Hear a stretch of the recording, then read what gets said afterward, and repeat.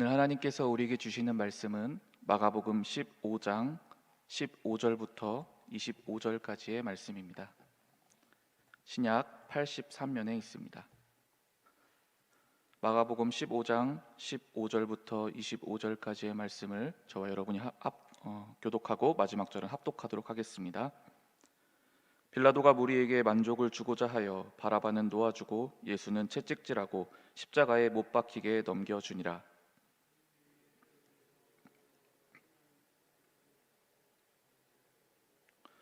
예수에게 자색 옷을 입히고 가시관을 엮어 씌우고 갈대로 그의 머리를 치며 침을 뱉으며 꿇어 절하더라.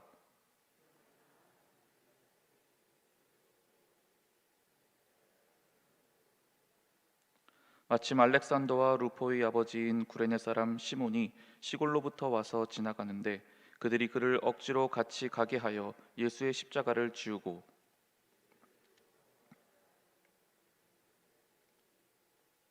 몰약을 탄 포도주를 주었으나 예수께서 받지 아니하시니라.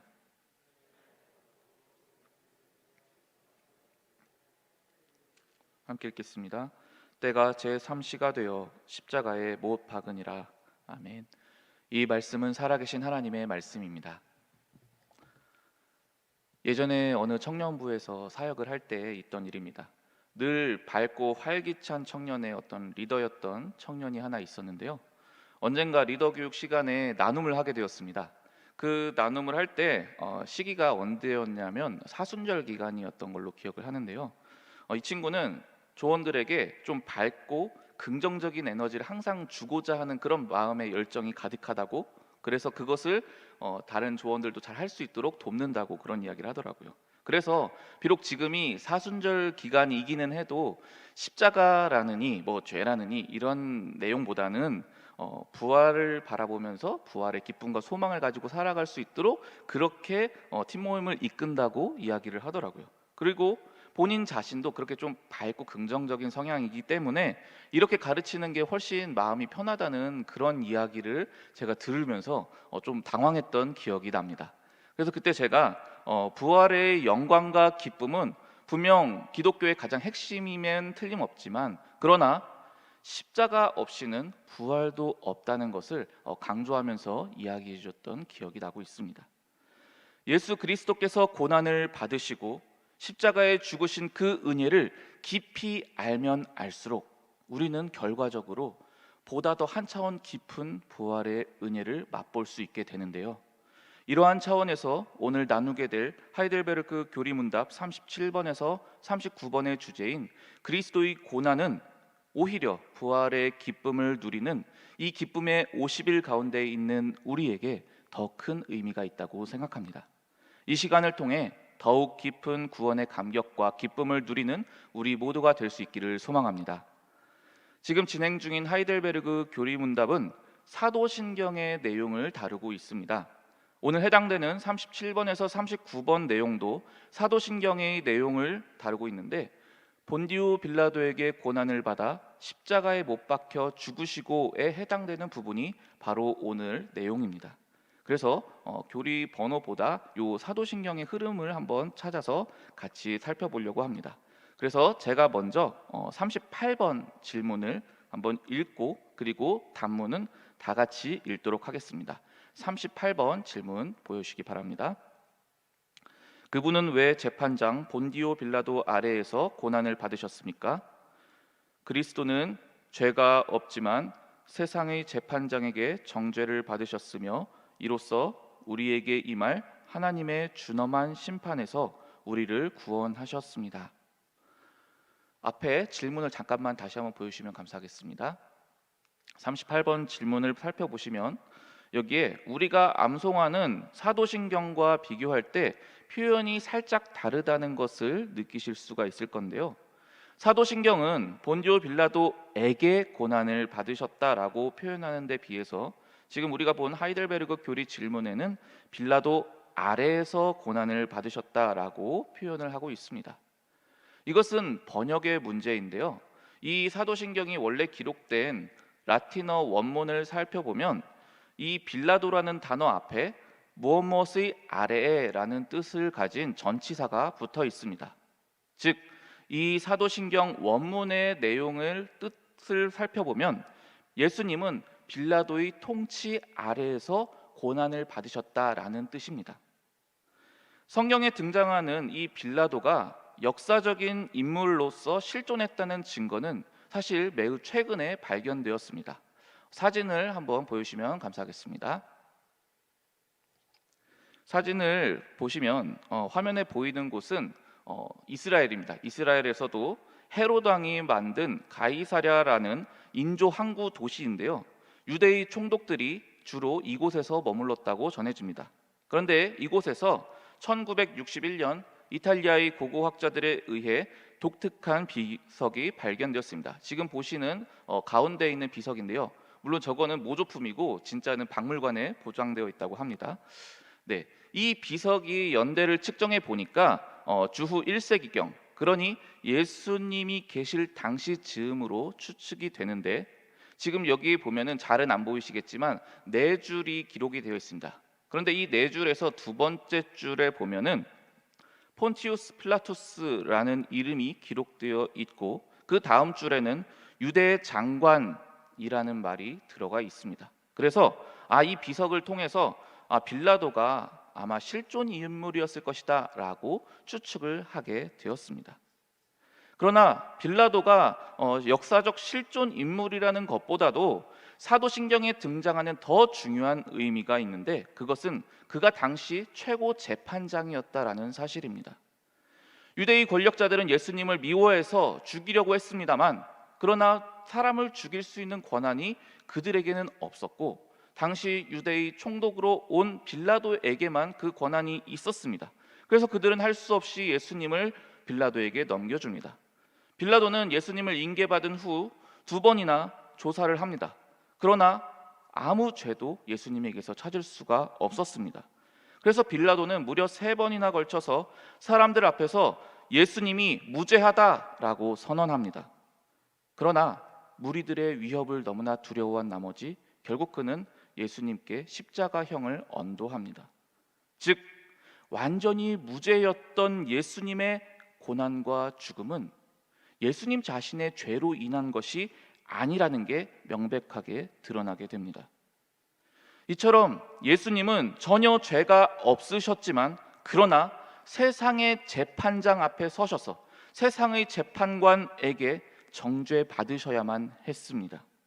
그리고 성경은 그 이유가 다름 아닌 바로 우리에게 있다라고 말씀하고 있습니다. 고린도후서 5장 21절 말씀입니다. 하나님이 죄를 알지도 못하신 이를 우리를 대신하여 죄로 삼으신 것은 우리로 하여금 그 안에서 하나님의 의가 되게 하려 하심이라. 재판을 받아 정죄되어야 할 대상은 예수님이 아니라 바로 우리 자신이었습니다. 그러나 죄가 없으신 주님께서 우리 대신 재판을 받으심으로 인하여 우리는 더 이상 정죄당하지 않게 되었습니다. 다름 아닌 우리의 죄 때문에 돌아가셨다라는 이 가장 명확한 증거가 무엇이냐? 바로 십자가입니다. 이것은 하이델베르그 교리 39번 질문에 잘 나타나 있습니다. 제가 39번 질문을 읽고 단문을 같이 읽도록 하겠습니다. 그리스도께서 십자가에 못 박히심은 달리 돌아가신 것보다 특별한 의미가 있습니까? 같이 읽겠습니다. 그렇습니다. 십자가에 달린 자는 하나님께 저주를 받은 자이므로 그가 십자가에 달리심은 내게 임한 저주를 대신 받은 것이라고 나는 확신하게 됩니다. 아무 죄도 없으신 예수님이 우리를 대신하여 재판을 받으시고 죽음을 당하셔야만 했다. 네, 그러면 평범한 죽음을 죽으셔도 될 텐데 왜 굳이 십자가라는 잔인한 형태의 죽음을 경험하셔야만 했습니까? 왜냐하면 그 죽음의 형태야말로 죄로 인한 저주이기 때문입니다. 신명기 21장 22절에서 23절은 이렇게 말하고 있습니다.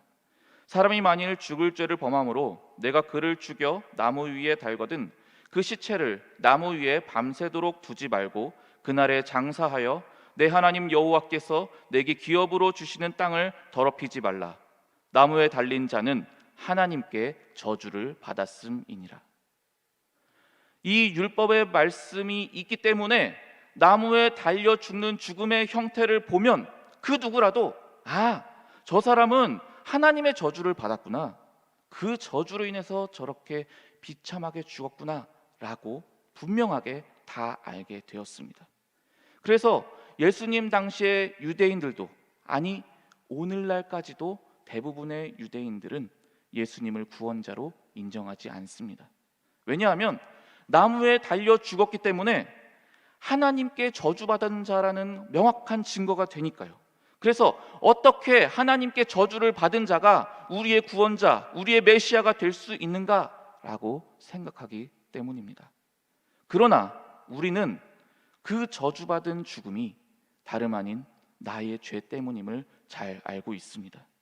그래서 우리는 십자가를 통해 나의 모든 죄의 대가를 주님께서 대신 치르셨음을 확신하게 되는 것입니다.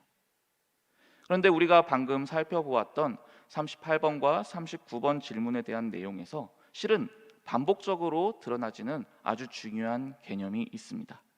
이에 대하여는 37번 질문을 통해 살펴보도록 하겠습니다. 제가 37번 질문을 읽고 또 단문을 다 함께 읽어보도록 하겠습니다. 고난을 받으사라는 말로 당신은 무엇을 고백합니까?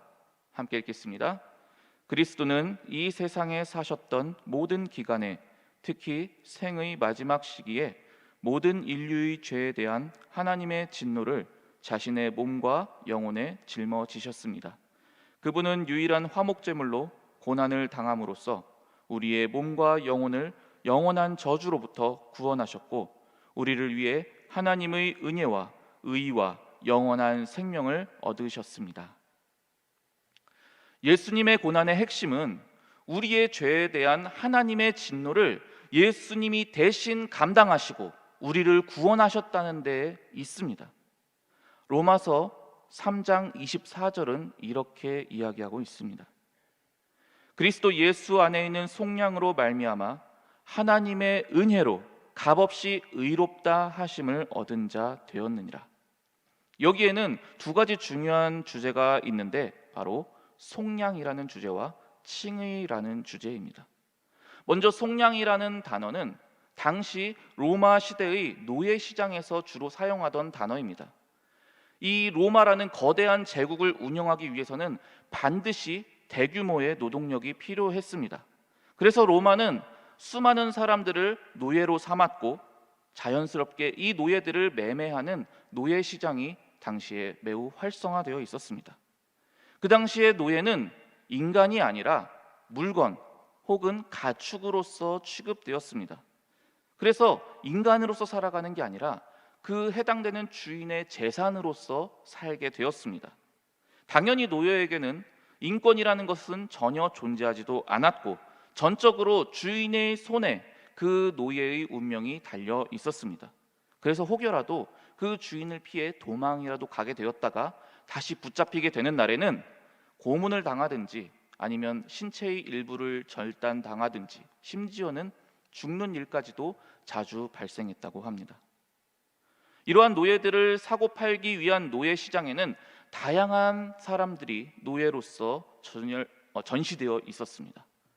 갓 전쟁에서 포로로 잡혀온 젊고 건강한 노예도 있었습니다.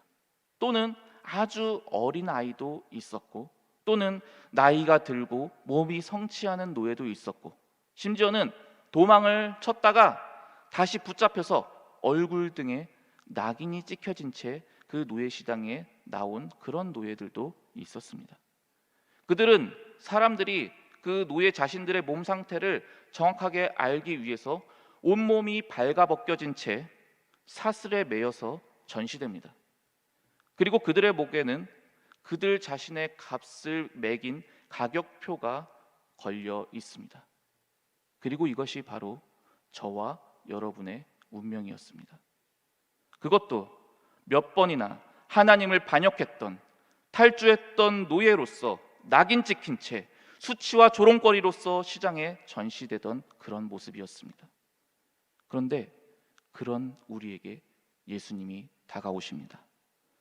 수많은 노예들 중에 가장 볼품없고 몸도 성치 못하고 게다가 탈주 노예로서의 낙인도 찍혀 있어서 조금도 살만한 값어치가 전혀 보이지 않는 그런 내 앞에 예수님이 나타나십니다. 그러곤 내 목에 매어진 그 가격표의 금액이 아니라 예수님이 생각하시는 나의 가치, 즉 당신의 생명을 나에 대한 대가로서 지불하시고 나를 그 자리에서 사셔서 나의 그 묶여진 사슬을 풀어주시고 그 자리에서 노예의 모든 신분을 완전히 해방시켜 주신 것입니다. 죄인으로서의 나는 하나님의 준엄한 심판대 앞에서 하나님이 정하신 대로 죄의 대가를 치러야만 했습니다. 마땅히 받아야 할 형벌이 있었고 조롱과 수치를 감당해야만 했었고 마침내는 비참하게 나무에 달려 저주받은 죽음으로 그 생명을 마쳐야만 했습니다. 그런데 바로 그 심판대에서 거룩한 보좌 위에 앉아 계시던 예수님이 자리에서 일어나시더니 피고석에 있는 나에게 내려오십니다. 그래서 그곳에서 감당할 수 없는 그 판결을 두려움에 벌벌 떨고 있는 나에게 오셔서 나를 피고석에서 내려오게 하십니다. 그리고서는 내가 입고 있던 그 수치와 더러움의 겉옷을 벗기십니다. 그리고 자신의 그 깨끗하고 영광스러운 겉옷을 벗으시더니 그것을 나에게 대신 입혀 주셨습니다. 그러고선 나의 그 수치와 더러움의 옷을 예수님이 대신 입으시고 내가 서 있던 그 피고석에 주님께서 대신 올라가셔서 내가 받아야 할 심판의 대가를 온전히 받으셨습니다. 이것이 바로 주님이 십자가의 여정을 통해서 이루신 일이었습니다. 그리고 이것은 결코 우연히 그저 급작스럽게 이루어진 일이 결코 아니라 성경에서 이미 모두 다 예언되어진 내용이었고 또 주님께서 고난 받으심으로 인하여 그 예언되었던 그 모든 말씀이 완전하게 이루어졌습니다. 이사야 53장 3절에서 6절 말씀입니다. 그는 멸시를 받아 사람들에게 버림받았으며 간고를 많이 겪었으며 질고를 아는 자라. 마치 사람들이 그에게서 얼굴을 가리는 것 같이 우리의 멸시를 당하였고 우리도 그를 귀히 여기지 아니하였도다. 그는 실로 우리의 질고를 지고 우리의 슬픔을 당하였거늘 우리는 생각하기를 그는 징벌을 받아 하나님께 맞으며 고난을 당한다 하였노라. 그가 찔림은 우리의 허물 때문이요 그가 상함은 우리의 죄악 때문이라. 그가 징계를 받음으로 우리는 평화를 누리고 그가 채찍에 맞음으로 우리는 나음을 받았도다. 우리는 다 양 같아서 그릇 행하여 각기 제 길로 갔거늘 여호와께서는 우리 모두의 죄악을 그에게 담당시키셨도다. 주님이 그 몸과 영혼으로 우리가 감당해야 할 그 모든 죄의 대가를 대신 받으셨기 때문에 우리는 그 대신 완전한 무죄를 선언받았고 모든 죄의 대가가 면제되었습니다. 그러나 십자가에서 이루어진 이 교환은 그저 나의 죄와 저주에 대한 것으로만 그치지 않았습니다. 주님은 자신의 영광과 의로움과 존귀함과 그 생명까지 그 자신의 모든 것들을 전부 나의 모든 것들과 완전히 맞바꾸어 주셨습니다. 그래서 주님이 마땅히 누리셔야만 했던 그 영광과 의로움과 존귀와 그 생명을 주님이 아니라 바로 우리가 대신 받아 누리게 되었습니다. 어떤 신학자가 표현한 것처럼 마치 야곱이 형 에서의 털옷을 입듯 우리는 그리스도의 생명과 의로움의 옷을 입고 그 모든 권리와 복을 누리게 된 것입니다. 바로 이 위대한 교환을 이루시기 위해 주님은 십자가의 고난을 감당하셨던 것입니다. 이 놀라운 고난의 신비 앞에서 우리는 한 가지 질문을 던질 수밖에 없습니다. 왜? 왜 주님은 이렇게까지 하셨습니까? 그리고 그 답을 우리는 이미 잘 알고 있습니다. 바로 나 때문입니다. 나 때문에 주님께서는 그 모진 고통과 처절한 괴로움을 겪으셔야만 했습니다. 우리가 자주 부르는 찬양 중 이런 가사의 찬양이 있습니다. 주의 손 날 위에 찢기셨고 주의 발 날 위에 박히셨으니. 내가 생각하지 말아야 할 것을 생각하고 머리로 죄를 지었기 때문에 주님의 머리에 가시 면류관이 씌어졌습니다. 내가 하지 말아야 할 일을 이 두 손으로 했기 때문에 예수님의 손에 못이 박히셨어야만 했습니다. 내가 가지 말아야 할 곳을 내 발로 갔기 때문에 예수님의 두 발에는 못이 박히셔야만 했습니다. 내가 지은 모든 죄를 남김없이 다 해결해 주시고 나에겐 그 어떠한 심판도 더 이상 임하지 않게 하기 위하여, 아니 오히려 놀라운 주님의 그 생명으로 살려주시기 위하여 예수님은 십자가에 못 박히셨습니다. 나 때문에, 나를 위하여 이 놀라운 구원이 이루어졌습니다. 그렇다면 이 놀라운 은혜를 받게 된 나는 어떻게 해야 하겠습니까? 어떤 모습으로 이 부여받은 생명을 살아야 마땅하겠습니까? 우리는 그 답을 바울의 고백을 통해 알 수 있습니다. 갈라디아서 2장 20절 말씀입니다. 내가 그리스도와 함께 십자가에 못 박혔나니 그런즉 이제는 내가 사는 것이 아니요 오직 내 안에 그리스도께서 사시는 것이라. 이제 내가 육체 가운데 사는 것은 나를 사랑하사 나를 위하여 자기 자신을 버리신 하나님의 아들을 믿는 믿음 안에서 사는 것이라. 이 고백 그대로 이 위대한 사랑을 받은 우리는 최소한 이전과는 같은 삶을 살 수는 없습니다. 더 이상 나를 위하여 살 수도 없습니다. 오직 나를 사랑하사 나를 위하여 자기 자신을 버리신 하나님의 아들 때문에 사는 삶을 살아야 합니다. 바로 그것이 지금 우리가 이곳에 함께 모여 예배드리는 이유이며 우리가 행하는 모든 것들의 근원적인 이유이기 때문입니다. 바라기는 이 같은 우리의 삶을 통해 나를 위하여 고난받으신 예수 그리스도만이 높아지시기를 간절히 소망합니다. 이 시간 함께 기도하겠습니다. 주님, 왕이신 주께서 어떻게 이런 고난을 받으셔야만 했습니까? 이토록 보잘것없고 돌아볼 가치도 없는 나를 위해 왜 나의 왕께서 이렇게 고난을 받으셨습니까? 이해할 수 없는 이 위대한 사랑을 받은 은혜를 무엇으로 다 갚을 수 있겠습니까? 주님, 갚을 길 없는 이 은혜를 오직 잊지 않게 도와주시옵소서. 우리의 평생에 이 위대한 사랑의 감격이 단 한순간도 식어지지 않도록 우리의 심령을 매 순간 붙들어 주시옵소서. 그리하여 십자가의 은혜로 매일을 살아가는 우리의 삶이 되게 하여 주시옵소서. 나를 사랑하사 나를 위하여 자기 자신을 버리신 우리 주 예수 그리스도의 이름으로 기도드립니다. 아멘. 다 함께 찬송가